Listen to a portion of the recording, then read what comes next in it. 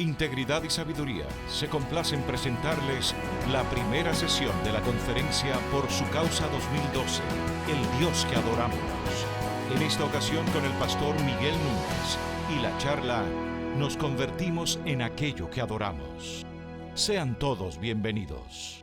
Yo quiero invitarlo a abrir la palabra de Dios en el Salmo 115 para leer una porción de ella, introducir mi tema y luego pausar para orar. El Salmo 115 lo estaremos leyendo del verso 1 al verso 8. No a nosotros, Señor, no a nosotros, sino a tu nombre da gloria, por tu misericordia, por tu fidelidad. Porque han de decir las naciones, ¿dónde está ahora su Dios? Nuestro Dios está en los cielos, Él hace lo que le place. Los ídolos de ellos son plata y oro, obra de manos de hombre. Tienen boca y no hablan, tienen ojos y no ven, tienen oídos y no oyen, tienen nariz y no huelen, tienen manos y no palpan, tienen pies y no caminan. No emiten sonido alguno con su garganta. Escucha, oh pueblo, se volverán como ellos los que los hacen y todos los que en ellos confían. En otras palabras, te conviertes en lo que adoras. Algo que el pueblo de Dios experimentó, algo que Dios denunció a través de los profetas, de Ezequiel, de Jeremías, en más de una ocasión, la condición de su pueblo. Un pueblo con ojos pero que no podían ver, no podían discernir la verdad de Dios. Un pueblo con oídos pero que no podían entender el contenido de su revelación. Algo que Dios profetizó del pueblo de Israel continúa siendo una gran verdad de nosotros, su pueblo, en el día de hoy. Tú comienzas a adorar algo y poco a poco ese algo o ese alguien a quien tú adoras comienza a darte la forma y el ídolo sin vida termina dándole forma a tu vida. Yo quiero hacer una o dos preguntas exploratorias al comienzo de esta conferencia. Y voy a hacer las preguntas de manera seria, no de manera casual. ¿Te has observado a ti mismo últimamente? ¿Pudieras pausar en este momento y mirar en tu interior y ver, tratar de que Dios te ayude a ver lo que eres? Y yo hago la pregunta porque con toda probabilidad la condición en la que tú y yo nos encontramos hoy tiene mucho que ver con aquello que tú y yo hemos venido adorando, porque la palabra de Dios afirma categóricamente que te conviertes en lo que adoras. Padre, perdónanos, porque si la verdad es conocida, hemos sido idólatras. Cantamos acerca del Dios que adoramos, pero nos postramos en el día a día delante de dioses pragmáticos que rigen nuestras vidas. Yo quiero pedirte que tu Espíritu pueda iluminar la mente, el corazón, la conciencia de cada uno de nosotros, incluyendo aquel que está tratando de exponer tu palabra, y que tú nos muestres verdaderamente cómo somos y cómo tú eres y en qué dirección tú quieres irnos cambiando. Oh Dios, ten misericordia de nosotros en esta hora cuando nos exponemos a tu palabra y al fuego de tu presencia. En Cristo Jesús te lo pedimos. Amén, amén. No a nosotros, oh no, sino a tu nombre sea dada la gloria. Yo no podía pensar en ninguna otra frase mejor que esta para comenzar una conferencia con el tema o el título de El Dios que adoramos.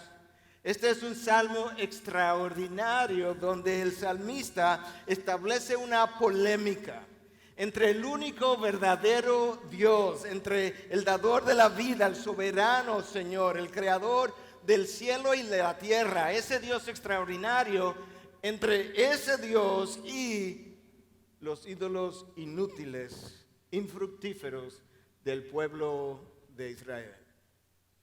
El único sabio Dios, el Dios de lo imposible, el Dios que el pueblo de Israel supo cambiar en más de una ocasión por ídolos que no tenían vida. El salmista, al meditar, al reflexionar acerca de esta verdad, está consciente de cuán pequeños somos delante de nuestro Dios. Él está consciente de cuán infinito es nuestro Dios. Él conoce que ese Dios ha revelado, ha desplegado su gloria en su palabra. Nosotros sabemos que Dios ha desplegado su gloria en su Hijo. Dios ha desplegado su gloria en la creación. El salmista conocía de la inmensidad de su Dios al contemplar el firmamento, al contemplar los cielos. Él no necesitó de un telescopio para concluir que había un Dios detrás del firmamento. Él no necesitó de un microscopio para entender la complejidad de su creación. Avances que el hombre de ciencia usa hoy y concluye que ciertamente tiene que haber una inteligencia creadora detrás de la creación. El salmista llegó a esa conclusión mucho antes. Tú necesitas de esos avances cuando los ojos de tu corazón han sido cegados por el pecado del hombre. El salmista no tuvo necesidad de dichos instrumentos para conocer la existencia de nuestro Dios, su infinitud y la pequeñez de nosotros, como no merecedores de ninguna gloria. El hombre arruinó la creación de Dios, empañó su gloria en el jardín del Edén al comienzo. Y nosotros hemos continuado arruinando o empañando la misma gloria, ya no en el jardín, pero sí en nuestras vidas, en nuestros matrimonios, en nuestros hogares, en nuestras relaciones, en nuestras iglesias. Y la razón por la que Adán arruinó la creación de Dios, empañó la gloria de Dios en esos inicios, es la misma razón por la que tú y yo hemos continuado haciendo la misma cosa, y es que insistimos en hacer las cosas a mi manera, construyendo nuestro propio reino para la gloria de nuestro propio nombre. El salmista entiende la acusación que pesa sobre el hombre desde siglos anteriores, y conociendo esa acusación, él exclama en este salmo: no a nosotros, oh no, que a tu nombre sea dada la gloria. Nosotros no podemos, o mejor dicho, nosotros podemos y debemos atribuir toda gloria a nuestro Dios por cada una de las cosas que tú y yo vemos, vivimos y experimentamos. Pero de manera particular yo quiero llamar la atención a las dos cosas por las cuales el salmista está dando gloria a Dios en este inicio de su salmo: por su misericordia y por su verdad. Por su misericordia y por su verdad. Por su misericordia, porque de no haber sido por ella, ya tú y yo hubiésemos sido consumidos. Escucha la historia de este ateo Robert Ingersoll. En la segunda mitad del siglo pasado, en una ocasión, estando en una conferencia hablando en contra de Cristo, en contra de la Biblia, tomó su reloj, lo sacó, lo miró y dijo: yo voy a demostrar que Dios no existe. Yo le voy a dar a Dios la oportunidad de demostrar si Él existe, que verdaderamente Él es. Yo le voy a dar a Dios 5 minutos, aquí está mi reloj, para que me quite la vida, para que me destruya, me haga desaparecer. Los 5 minutos pasaron. Ingersoll dice a la multitud: ¿lo ven? Hemos demostrado que Dios no existe. Al final, uno de los hombres que estaba en la conferencia se acerca a esta señora y le dice verdaderamente que Ingersoll demostró algo en el día de hoy. Y la señora lo mira y sin pensarlo mucho dice, ciertamente él demostró algo significativo en el día de hoy. Y el hombre la mira y le dice, ¿y qué usted piensa que fue? Y ella le dice que Dios no toma órdenes de ateos.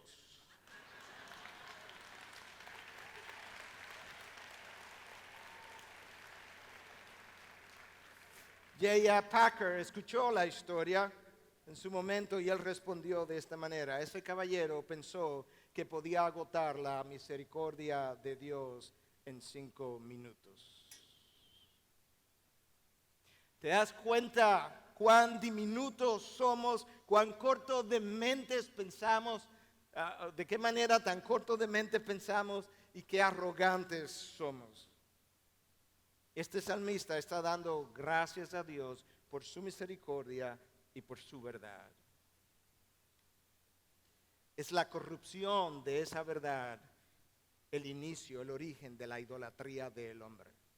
Escucha cómo Pablo lo define en Romanos 1:25. Porque cambiaron la verdad de Dios, ahí está la corrupción de la verdad. Cambiaron la verdad de Dios por la mentira. Y entonces, ¿qué ocurrió cuando la verdad fue corrompida? Y adoraron y sirvieron la criatura en lugar del Creador, que es bendito por los siglos. ¿Entendiste de qué manera Pablo entiende la idolatría? Es la corrupción de la verdad de Dios y el cambio entonces por la mentira que lleva a la criatura a adorar a la propia creación en vez de el Creador. Y alguien más lo decía de esta manera, que esa idolatría que lleva al pecado, y ese es el pecado del hombre que rehúsa, escucha cómo él lo dice, que rehúsa admitir que él es una criatura dependiente del Creador y entonces hace esfuerzos continuos para construir para sí mismo una vida independiente y segura. Esa criatura hace esfuerzos continuos para construir una vida independiente y segura. Pero hermanos, nosotros que hemos creído en Dios, muchas veces estamos en el mismo camino, tratando de construir una vida que a nosotros nos parezca independiente y segura en el día de mañana. El salmista comienza exaltando a Dios, no a nosotros, no a nosotros, que a tu nombre sea dada la gloria en el versículo 1. En el versículo 2 entonces él hace la pregunta siguiente: ¿por qué han de decir las naciones, ¿dónde está ahora tu Dios? Esa es una pregunta que Israel oyó probablemente de parte del gentil en una forma sarcástica en más de una ocasión. Y el salmista se prepara ahora para responder al sarcasmo de las naciones. Y él dice en el versículo 3, ¿tú quieres saber dónde está nuestro Dios? Nuestro Dios está en los cielos, Él hace lo que le place.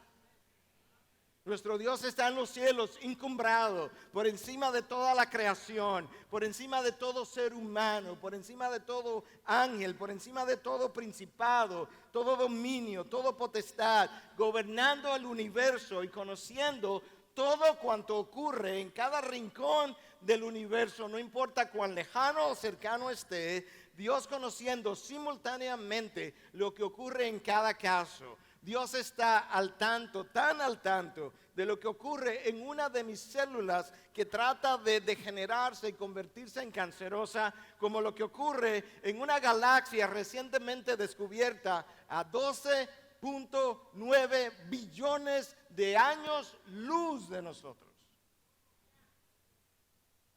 En otras palabras, si pudieras volar a 300,000 kilómetros por segundo, y tú tienes 1,000 años para volar, y luego tienes 1,000,000 de años para volar, y luego tienes 100 millones de años volando a esa velocidad, todavía tú no estás ni siquiera cerca de aquel lugar. Y si ahora tú tienes 1,000,000 de años para volar a esa velocidad, y luego tienes 500 millones, y luego tienes 1,000 millones de años, tú todavía no te estás ni siquiera acercando a aquel lugar. Y si tienes luego 5,000 millones de años volando a esa velocidad, 10,000 millones de años, 13,000 millones de años, finalmente llegaste al punto más lejano que el ser humano haya podido imaginar, volando a 300,000 kilómetros por segundo. Y nuestro Dios está tan al tanto de lo que ocurre allá en la lejanía como aquí en la cercanía de mi corazón y de tu corazón. Ese es el Dios que está en los cielos, por encima de toda su creación. Y ese es el Dios que el salmista compara con los ídolos muertos. Agustín decía, aún los muertos son mejores que los ídolos, porque los muertos por lo menos en alguna ocasión vivieron, los ídolos nunca han vivido ni vivirán. Los muertos están en mejor condición que los ídolos que el pueblo de Israel adoró y que nosotros muchas veces adoramos. Escucha, muchos piensan que este salmo fue compuesto después que Israel regresó de Babilonia. 70 años de cautiverio en Babilonia curaron la idolatría de imágenes del pueblo de Israel. Y sin embargo, miles de años desde Adán hasta ahora han sido incapaces de curar la idolatría del corazón de la raza humana. Y es una idolatría que invade muchas veces tu corazón y el mío. Es la idolatría que muchas veces nos impide adorar a ese Dios que hoy queremos proclamar y exaltar.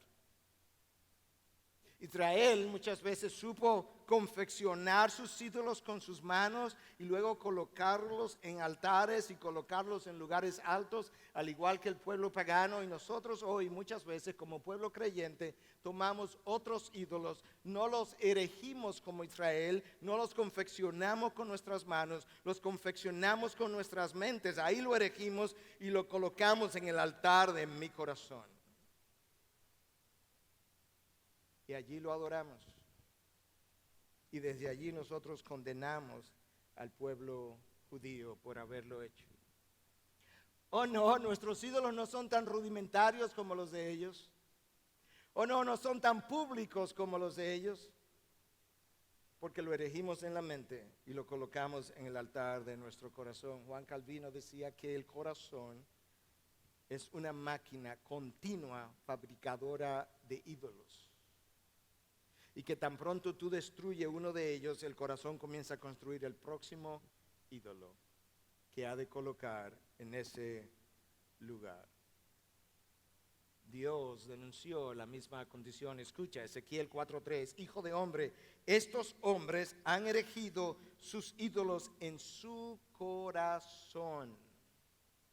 Estos hombres han erigido sus ídolos en su corazón, en un lugar donde ellos no se ven, donde a nosotros mismos no los vemos, porque el corazón no solamente es engañador, el corazón es engañado y el corazón es engañoso.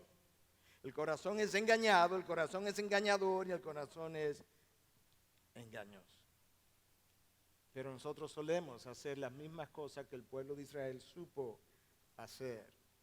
Nosotros tenemos, hermanos, una teología confesional, la que confesamos, una confesión de fe, que muchas veces la escribimos, que muchas veces la confesamos oralmente, pero nosotros tenemos otra teología que muchas veces se ve más que la teología confesional y es una teología funcional, con la que nosotros vivimos todos los días.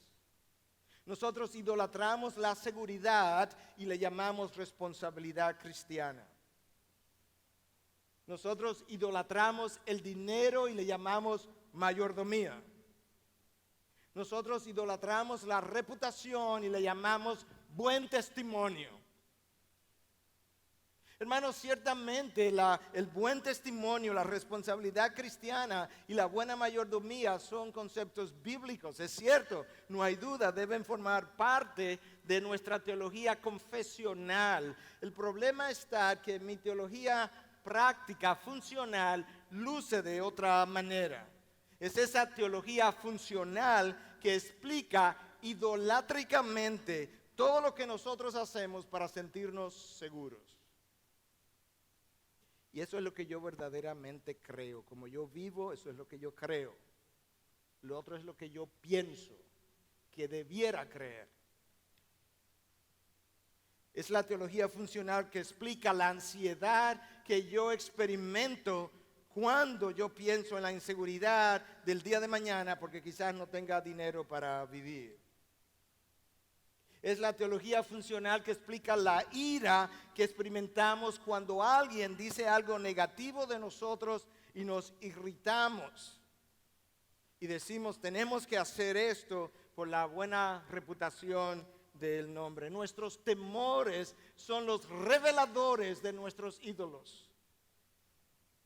No solamente son los reveladores de nuestros ídolos, son los constructores de nuestros ídolos que colocamos en el corazón. El salmista está tratando de deshacer todo eso.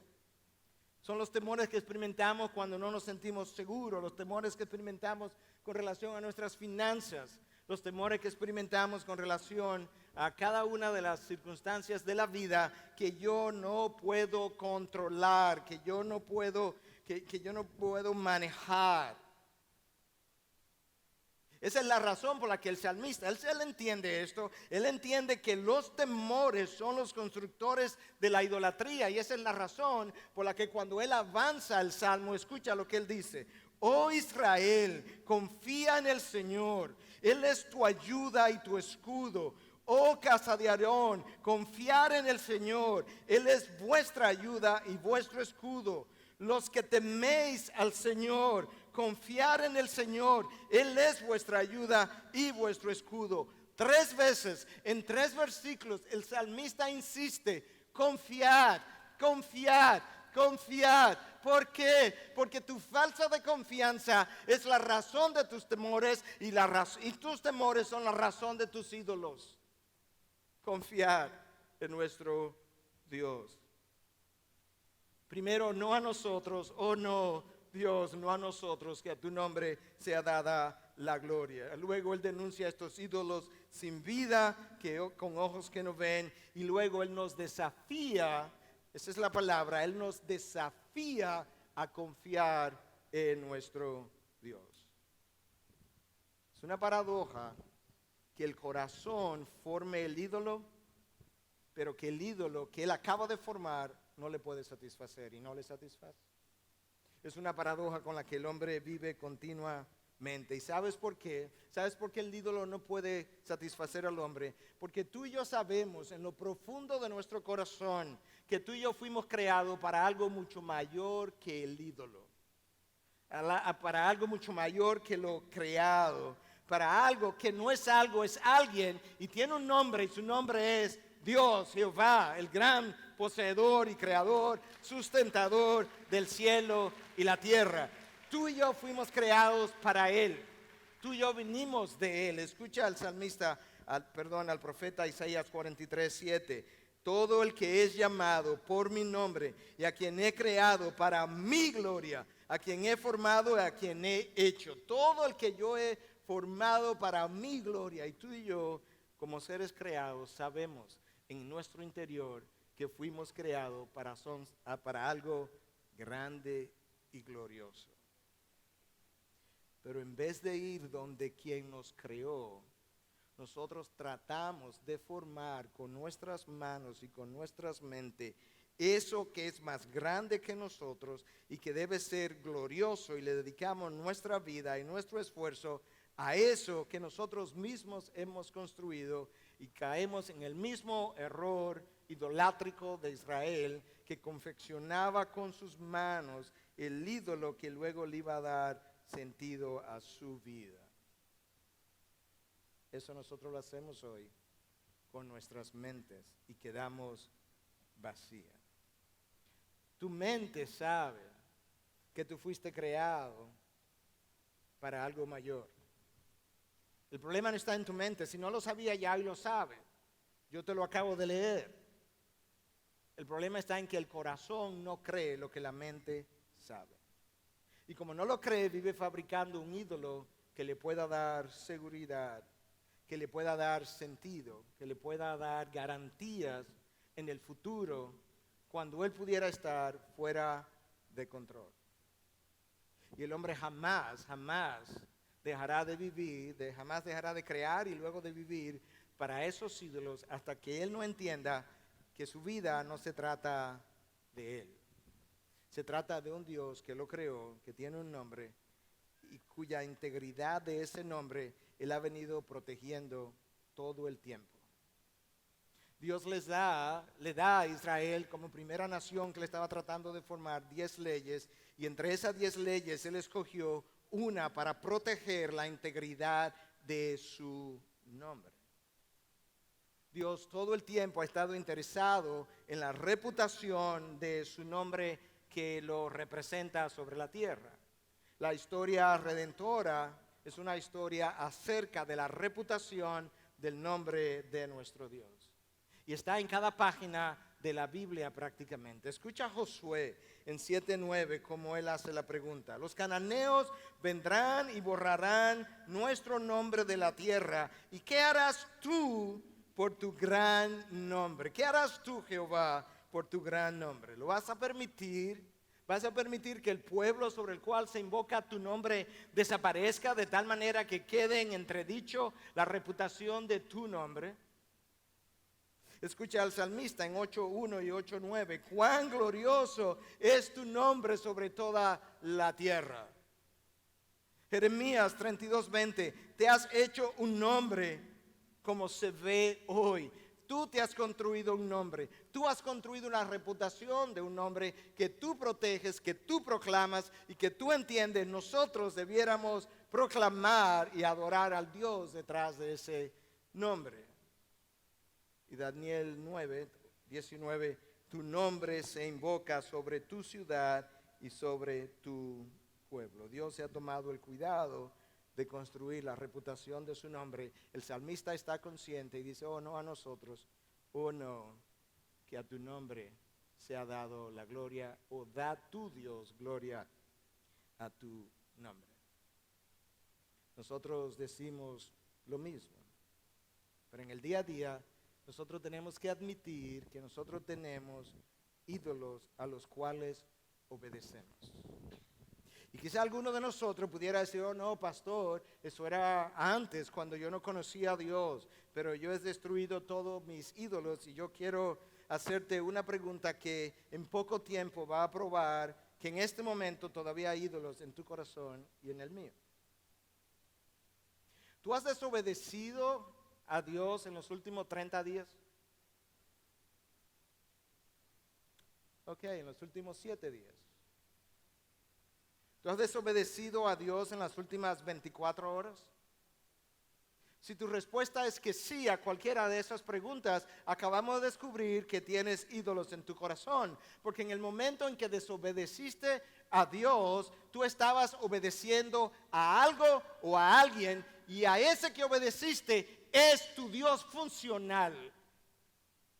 Es tu Dios al que tú respondes funcionalmente en tu vida, y es mi Dios cuando el caso sea el mío. Tenemos dioses externos e internos. Los externos, el pueblo de Israel lo podía ver, confeccionados con manos humanas. Los internos son escondidos en nuestras mentes y nuestros corazones. Y por eso parecen que nosotros estamos libres de ídolos. Pero la raza humana en los 5 continentes está plagada de ídolos que interfieren continuamente con la adoración de este Dios que queremos proclamar.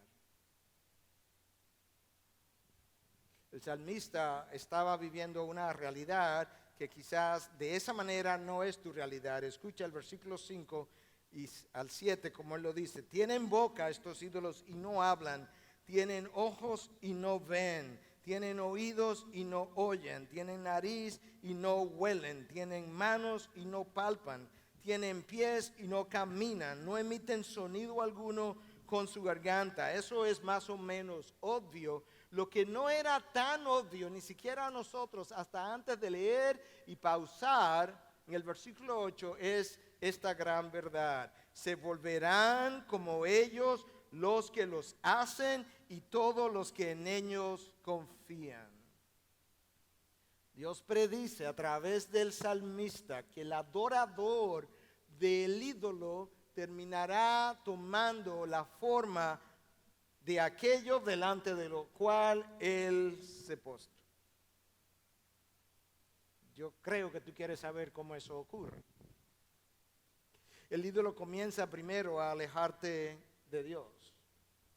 En la medida en que tú te vas alejando de Dios, tú vas perdiendo capacidades.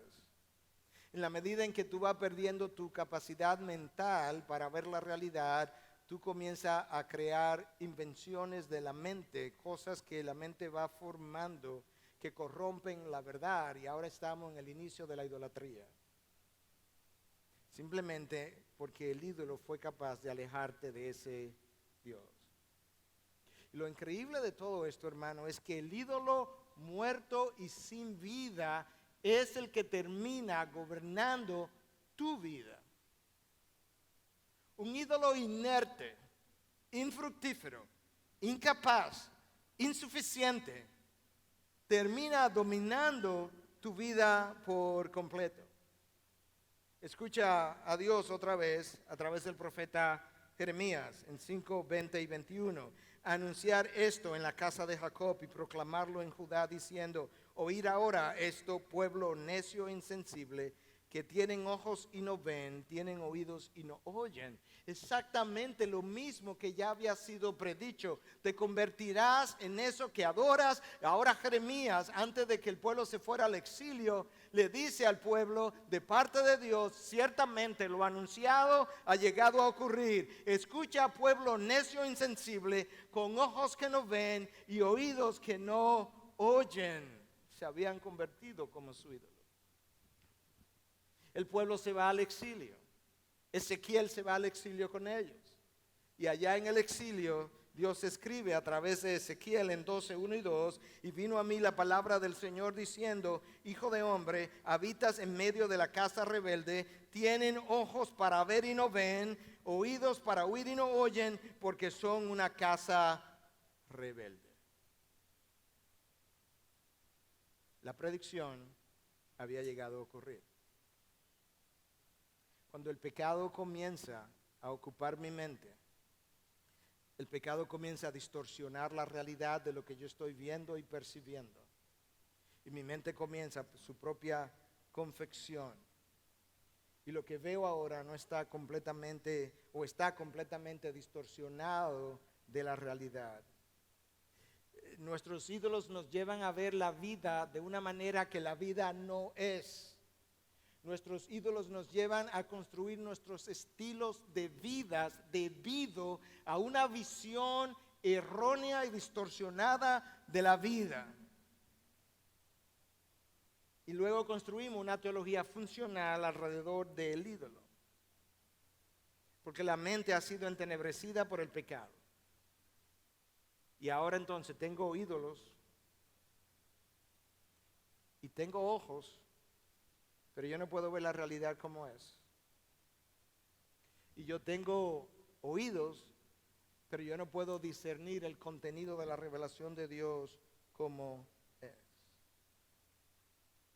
Y lo peor de esa situación ocurre, de eso hablaremos en nuestro segundo mensaje, cuando Dios decide retirar su presencia manifiesta de su pueblo.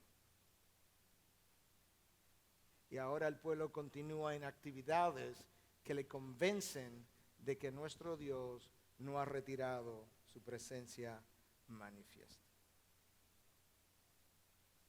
Pastor, pero todavía no entiendo bien cómo es que ese ídolo yo lo formo en mi corazón. Quizás yo deba definir primero lo que es un ídolo para comenzar a responder esa pregunta de una forma más amplia.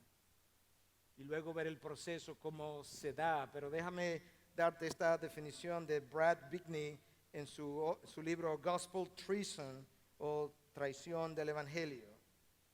Esta es su definición. Un ídolo es cualquier cosa o cualquier persona que comienza a capturar la atención de nuestra mente, de nuestro corazón y de nuestras emociones más que Dios mismo. Es cualquier cosa o cualquier persona que comienza a capturar, a abrazar, a arropar la atención de mi mente, de mi corazón, mucho más que lo que Dios lo está haciendo. Y yo agregaría entonces que la pasión y la intensidad con la que yo hago eso determina lo que es la fiebre espiritual de mi enfermedad. La pasión con la que yo hago eso, la intensidad con la que yo estoy abrazando esa otra cosa, yo me atrevería a llamarle la fiebre espiritual que está caracterizando la enfermedad de mi corazón.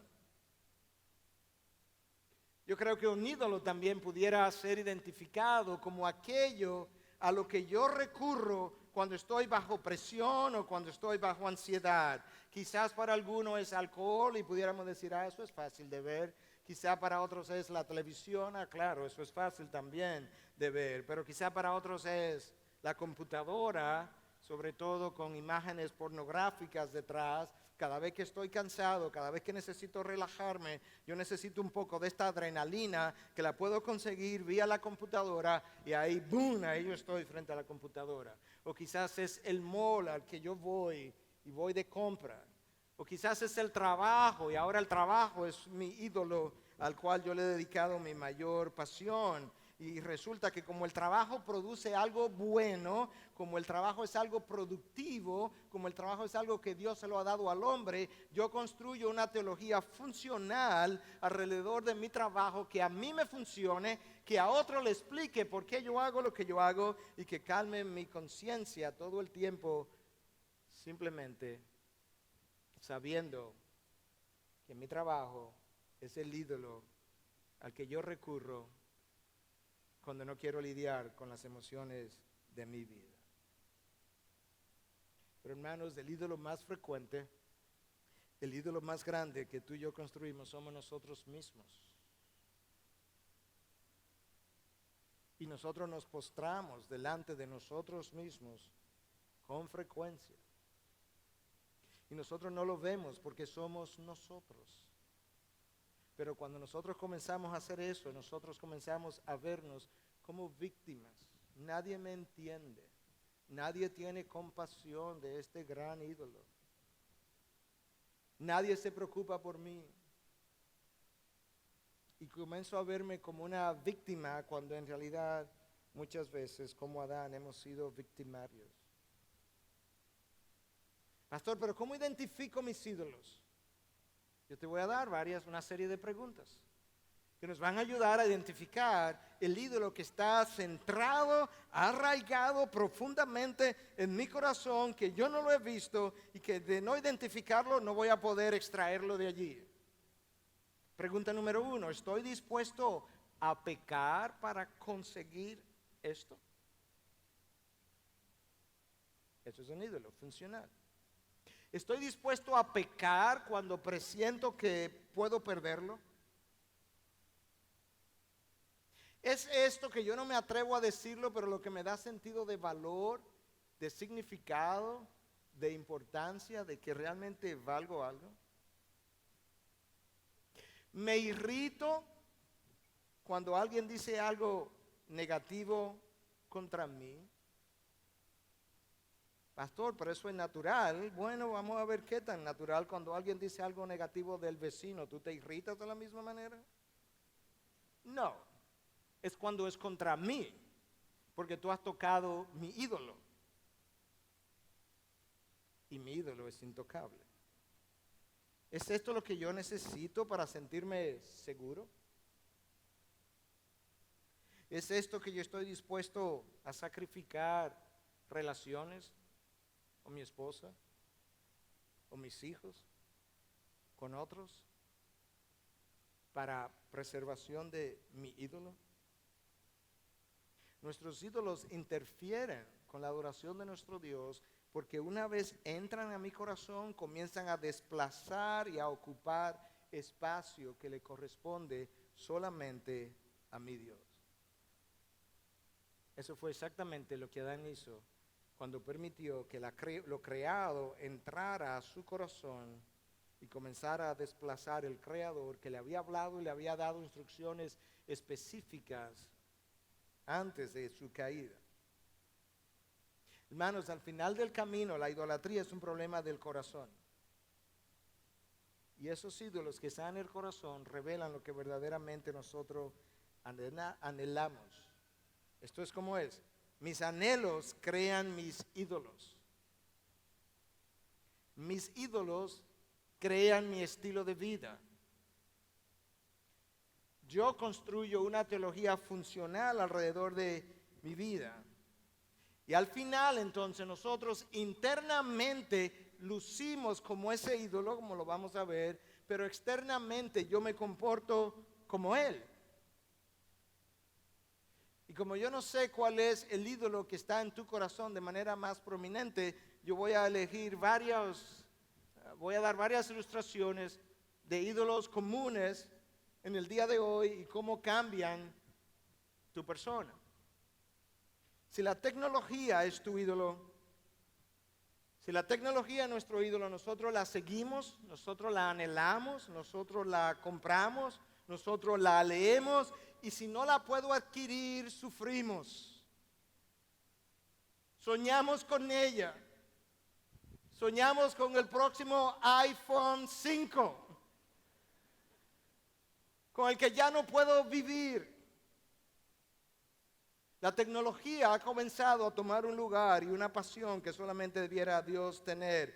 Cuando es mi ídolo, eso me da valor. Si no la tengo, me siento inferior, me siento como que ya yo no puedo pertenecer a este grupo de los iPhone 5 que es elitista. No puedo vivir sin ella. Yo no puedo imaginarme sin ella.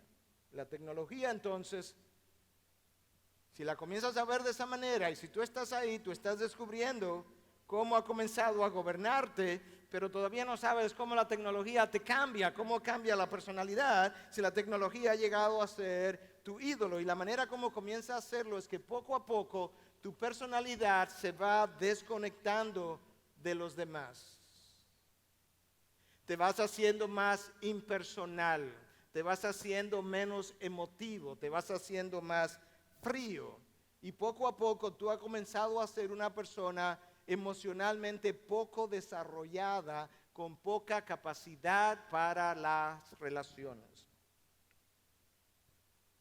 Por tanto, tus relaciones ahora han comenzado a ser superficiales, porque eres como una máquina que no tienes sentimientos, no tienes emociones o tiene poco, y ahora tú te has convertido en alguien que, al igual que la tecnología, te sientes movido, impulsado por el control y te vuelve maquinador, manipulador.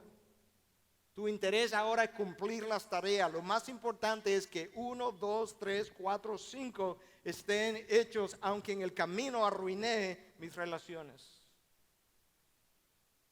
Las tareas han pasado a ser la meta de tu vida y no la administración a las personas. Las metas, las tareas, en vez de ser un instrumento de ministración a los demás, ahora las tareas se han convertido en el objeto, en la meta, y las personas son el instrumento a través de quienes tú vas a llenar tus metas, porque al fin de cuentas, quien me dirige y me gobierna, me empuja cada día que me levanto, es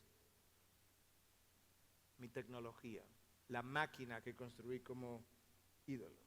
Y muchos terminan con más pasión por las máquinas que por Dios. Bueno, pastor, qué bueno, porque yo no tengo problema con la tecnología. Yo todavía tengo un BB o un celular común y corriente. No, pero quizás tiene otro ídolo, quizás es la seguridad. Y yo tengo una teología que vive construyendo una serie de cosas y de pólizas y de límites para garantizar mi seguridad que revelan mis ídolos. Y de nuevo, ese ídolo llamado seguridad comienza a cambiar mi personalidad. Y de repente tú te encuentras sintiéndote bien, controlando al otro, porque eso te da seguridad. Nos volvemos rígidos donde todo tiene que ser 2 por 2 y nada se puede salir de su lugar porque eso me da seguridad. Mi personalidad ha sido cambiada. Nos volvemos maquinadores para garantizar mi seguridad en los resultados. Nos convertimos en sospechosos de las personas porque todo el mundo yo lo veo como una posible amenaza a mi seguridad. Nos volvemos temerosos cada vez que presentimos que esto puede amenazar la seguridad de mi vida. Y finalmente nos airamos cuando alguien pudiera decir algo o pudiera hacer algo que yo no puedo controlar porque eso constituye una amenaza contra mi seguridad. Ahora yo sé que la seguridad ha pasado a ser un ídolo. Por eso el salmista exclama 3 veces, confiad, confiad, oh casa de Israel, confiad, oh casa de Aarón, confiad todos aquellos que temen al Señor. Ese es el origen de tu idolatría. Ah, pastor, pero yo no estoy ahí tampoco. Qué bueno. Pero quizás el ídolo de tu vida es el sexo. Y con el tiempo nos volvemos como él. Nos volvemos hedonistas, narcisistas, demandantes. Ahora, cómo lo quiero, cuándo yo lo quiero. Egoístas, insaciables, como el sexo. Y poco a poco yo, sin darme cuenta, comienzo a actuar de una forma sexual, instintiva, impulsiva, pasional, donde yo pierdo conciencia de lo que está a mi alrededor y pierdo conciencia del cuidado especial que debo dar al vaso más frágil que Dios me ha entregado, porque ella ha pasado a ser un objeto de placer y ella es parte del altar delante del cual yo me postro para adorar a este ídolo de mi corazón llamado sexo. Y muchas veces hacemos eso también. De ahí entonces que la imagen pornográfica de la computadora sea la fuente de satisfacción y de paz más frecuente en la vida de esas personas, y la computadora el altar más común delante del cual yo me postro. Pero para terminar con las ilustraciones, quizás no es el sexo tampoco, es el dinero, el ídolo universal del hombre. Y ahora el dinero define nuestra importancia. El dinero no solamente define nuestra importancia, el dinero define en muchos casos lo que es bueno o es malo. Mira, te ofrezco este trabajo, ¿cuánto me van a pagar? Hey, espera, hablemos del trabajo primero. No, porque depende de cuánto me van a pagar. El dinero determina si el trabajo es bueno o es malo. Tú tienes un Dios funcional, tú ni siquiera has hablado con Dios, no sabes de qué trabajo se trata, no sabes de qué tú vas a hacer en el trabajo, no has hablado con Dios, pero el Dios dinero ha determinado ya si lo tomo o no lo tomo. Nos vemos como VIPs o nos vemos como ciudadanos simples u ordinarios. El dinero determina muchas veces el precio, lo caro que algo es, y cuando algo es caro debe ser bueno, y si es bueno, cuando yo me lo pongo, yo también debo sentirme o ser mejor, porque mira esto bueno que yo me he puesto, que yo merezco y que define quién yo soy. Eso es como el dinero es. Y de repente tu personalidad ha estado cambiando y de repente te encuentras con que, ¿sabes qué? Disfruto estar con personas de dinero. De hecho, disfruto decir, yo ayer comí con don fulano. ¿Quién es don fulano? Ah, ¿no lo conoces? Es un hombre de mucho dinero. O sea, su primera característica que tú entiendes que debe impresionarme es que es un hombre de mucho dinero. Bueno, sigue hablando. A ver si me puedes impresionar. Pero nos impresionamos. Tan pronto alguien dice que es alguien de mucho dinero. Esas personas nos llaman la atención. Comienzan a captar nuestra pasión, nuestro deseo de conocerlos. Y el dinero ahora, que es mi Dios, yo no lo quiero soltar, me vuelvo agarrado. No me gusta gastarlo, a menos que yo lo gaste en el ídolo yo, porque yo se lo merece. Pero darlo a otro nos causa ansiedad, incluyendo cuando tengo que dárselo a Dios. El salmista contrasta todos esos ídolos inservibles con el Dios que adoramos, que está en los cielos, que hace lo que le place y dice de Él, no a nosotros, sino que a tu nombre sea dada la gloria. Ahora escúcheme, suponte que tú puedas desterrar todos esos ídolos del corazón y comiences a adorar el único y verdadero y sabio Dios. El mismo principio aplicaría. Moisés sube al monte y pasa 40 días teniendo comunión con Dios, adorando a Dios, y de repente cuando Moisés se dispone a bajar, a descender, escucha lo que el texto de la palabra nos describe en Éxodo 34, 29 en adelante. Y aconteció que cuando Moisés descendía del monte Sinaí, con las 2 tablas del testimonio en su mano, al descender del monte, Moisés no sabía que la piel de su rostro resplandecía por haber hablado con Dios. Moisés no lo sabía, pero Moisés había sido transformado de alguna manera.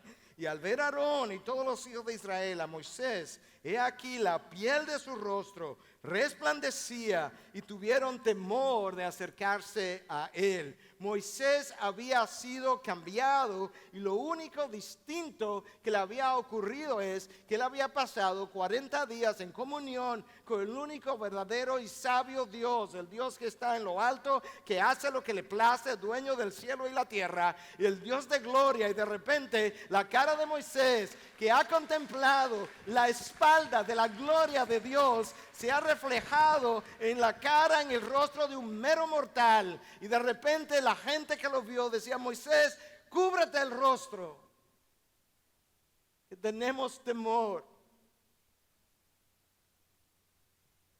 Moisés había sido cambiado por lo que él adoró. En una ocasión, un grupo de creyentes se encontró, creo que fue con Moody. Y Moody le preguntó, que era temprano en la mañana, ¿de dónde venían? Le dice: oh, pastor, pasamos toda la noche con Dios, en comunión, en intimidad. No nos ve el rostro como resplandece. Y Moody le dice: sí, lo único que cuando el de Moisés resplandeció, él no lo sabía.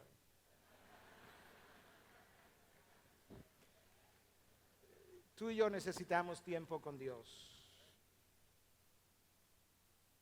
El apóstol Pablo, un hombre resentido en un principio, con odio, perseguidor, aprobador de crímenes como el de Esteban, es tomado por Dios, es llevado al tercer cielo, es llevado a Arabia, pasa tiempo con Dios.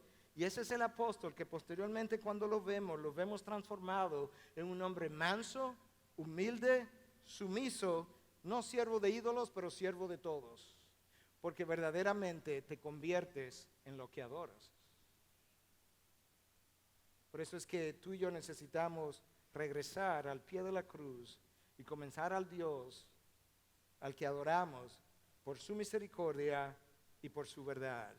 Pablo le escribe a los Corintios para decirle, hablarle del mismo principio de otra manera, y ahora ya no en relación a los ídolos como el salmista, sino en relación a nuestro Dios. Y le dice en 2 Corintios 3:18, pero nosotros todos, con el rostro descubierto, ya no con el rostro cubierto como Moisés, pero con el rostro descubierto, contemplando como en un espejo la gloria del Señor, estamos siendo transformados en la misma imagen, de gloria en gloria, como por el Señor el Espíritu. Cuando tú contemplas la gloria de Dios como en un espejo, de repente, dice Pablo, tú comienzas a ser transformados por el mismo Señor de un grado de gloria a otro grado de gloria, porque ciertamente te conviertes en lo que adoras.